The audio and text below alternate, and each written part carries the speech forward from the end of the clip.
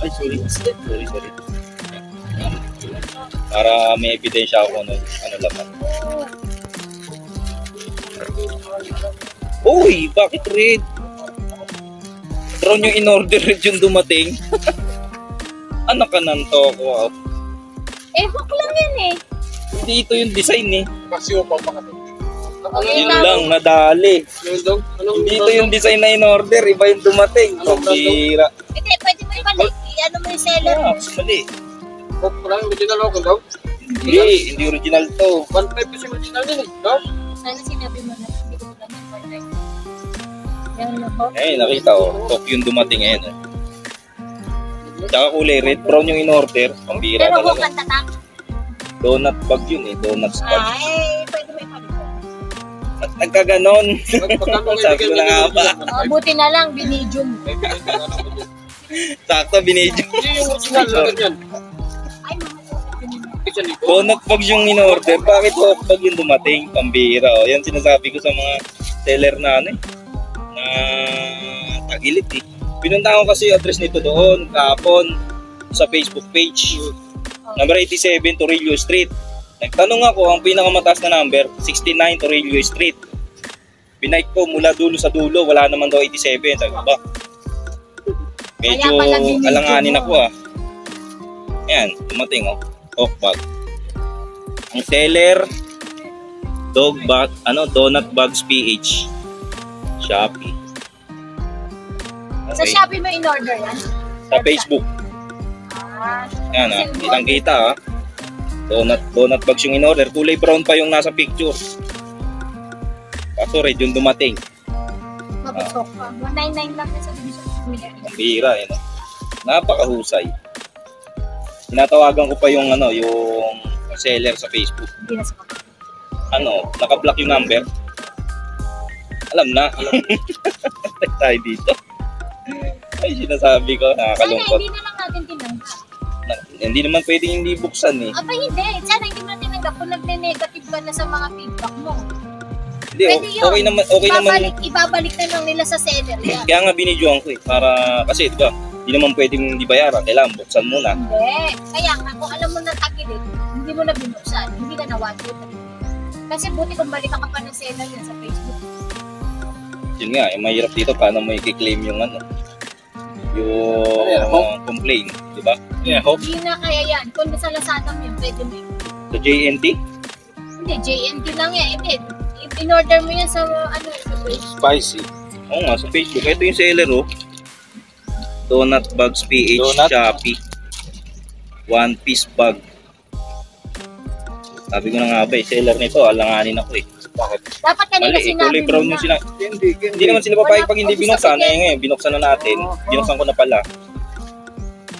Hindi, dapat pagka nagne-negative ka na, huwag mo na tatanggapin. Cancel na yun. Kahit maabala yung rider. Oh, wala tayong magkaba. Bigyan mo na yung rider ng kahit 20. Balik mo na yung sa seller. Lessons learned. First time pa nangyari sa akin eh. Babae, laki. Yung Gagamit. Siya. babae. Kulay brown yung in-order. Paano kaya ito, no? Wala na yun. Sa Facebook eh. Kung sa Lazada mo in-order yan, pwede may reklamo sa Lazada o kaya sa Shopee. Kasi online yan, legit eh. Eh yan, sa Facebook lang yun. Dali ng scammer ah. 199 Subos ko na lang to. 199 nga lang sa Nakakaya doon sa nagbigay ng pambili. Pambira yan, no? Subos na lang pang awareness para hindi kayo ma-scam. Ngayon lang ako na-scam ng online, na. Ano kaya magandang gawin dito? Dahil sa ano? Nakakaya doon sa nagbigay ng ng budget. Ngayon ako. Dami ko natutunan ah. Ano kaya kaya na ito? nag-negative ka na. Huwag mo nang tatanggap para ibalik mo. Kaya pala nung nagtanong-tanong ako doon, wala naman daw number 87. Kasi yung pangalan ng shop, wala naman siyang physical store. Parang kaduda-duda. Hindi mo na ngayon makikita sa Facebook. Oo. Hindi ba, search mo. Pag nakita mo, i-send mo sa video. Send ko tong video na to. Magiging viral tong video na to sa mga scammer ah. Na-scam ako ma'am eh. Nang? Ngayon lang, first time. Ito, tong bag. Ito sa pangalawa, sa pangalawa. Kaya binidyoan ko kasi nakakapagtaka eh. Ano ba in-order mo? Donut bags na Kulay brown. Naging hope. Hmm? Si Naging Hope hope, masang kulay kulay. red. Sabi ko, patay puta ako dito sa ano to, ayan. Eh baka naman mali yung ano ha? Hindi, mali yung sinend nung ano. Umorder siya kasi hindi sa Shopee, hindi sa Lazada. Umorder lang siya sa Facebook. Ah, 1, 2, 3 first time na scam, baby. Kala ko Umorder, ilang beses na ako na scam. Yung bag pagdating, ang pangit. wala na yun, pagka gano'n, wala na. Sipin mo na lang. Yun lang. Dati magagawa. Lessons learned. Kaya doon sa nagbigay ng pambili. 698. Aware. Nagmukha akong tanga rin sa pag na to. Sige, okay na. Lessons learned. Sorry. Popost ko na lang to sa Facebook para maging awareness sa iba. Okay. Nakakaya, umabol pa. Scammer talaga yung seller na Donuts Bag PH. Donuts Bags PH. Awareness. Be aware mga boss. Lessons learned sa atin to. So, mali talaga. Tapos ngayon, sinend ko yung picture. Kulay red ang in-order ko, kulay brown. Yan. Digit na scammer. Popost ko sa Facebook. Magre-reply ako doon, magko-comment ako sa Facebook nila. Pero wala tayong magagawa eh. Lessons learned na lang to. Ang magagawa na lang natin dito, i-share yung share nyo tong video ko na to para maging aware to sa ibang mga bikers, riders natin, mga prospect na buyer ng Facebook page. Wag na kayong bibili sa Facebook page. Pinaka the best pa rin sa physical store kasi pinuntahan ko yung actual na na shop. Wala talaga. Ano po yun?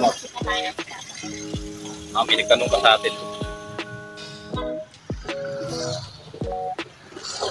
Napagtanong pa tayo. Babalik na ako sa barracks mga boss. Wala tayong magagawa dito. I-report ko na lang sa hotline. Yan yung hotline ng JNT.